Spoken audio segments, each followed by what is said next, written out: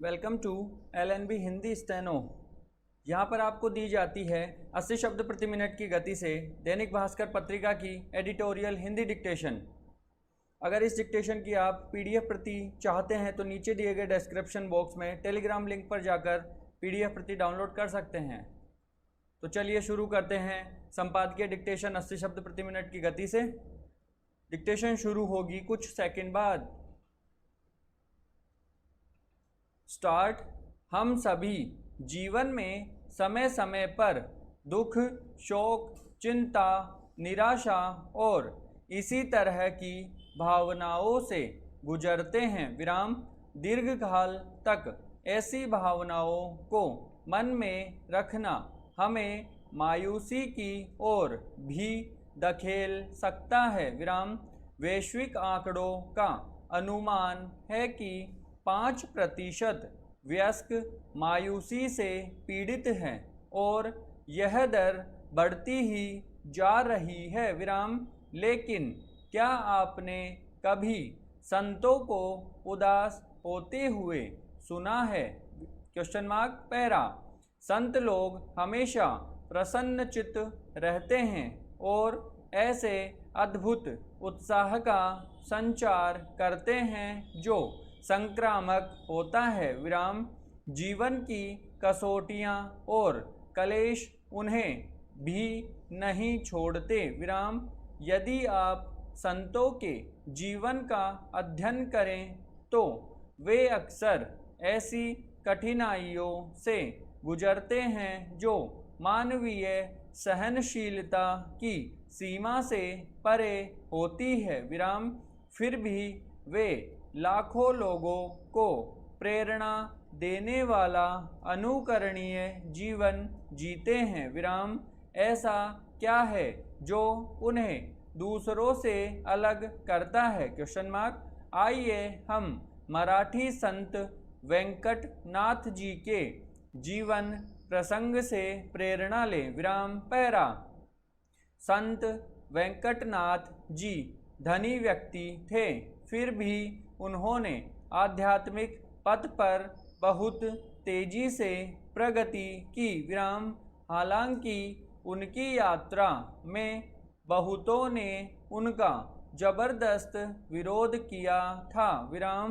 एक दिन कुछ ग्रामीणों ने जूतों की माला बनाकर उनके घर के दरवाजे पर लटका दी। वे जानते थे कि वेंकटनाथ हमेशा भगवान में आनंदपूर्वक लीन रहते हैं और इसलिए उनका ध्यान माला पर नहीं जाएगा।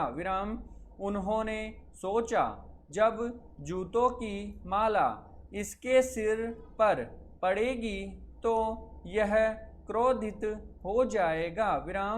जब वह हम पर चीखेगा, चिल्लाएगा, हम सभी मज़े से हंसेंगे और उनका उपहास करेंगे। पैरा।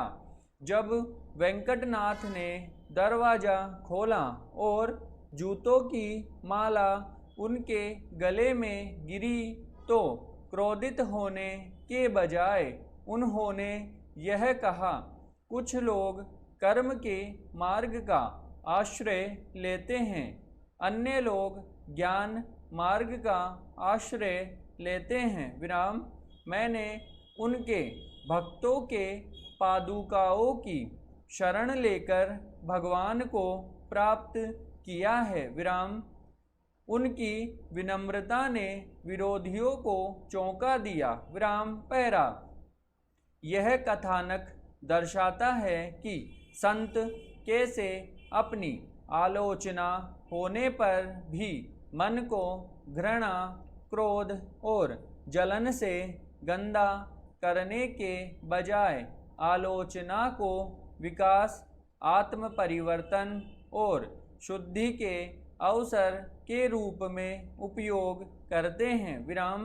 संत जीवन की सभी स्थितियों जैसे पक्षपात और आलोचना, सफलता और विफलता और यहाँ तक कि किसी प्रियजन की मृत्यु जैसी चरम स्थितियों में भी संतुलित रहते हैं। विराम वे हमारी तरह विलाप नहीं करते। विराम वे ईश्वर द्वारा रचित इस संसार के द्वंद्वों को स्वीकार करते हैं। विराम उदाहरण के लिए, जब सूर्य उदित होता है तो आप जानते हैं कि वह अस्त होने वाला है। विराम आप सूर्य के प्रकाश से आसक्त होकर यह प्रश्न नहीं करते कि उस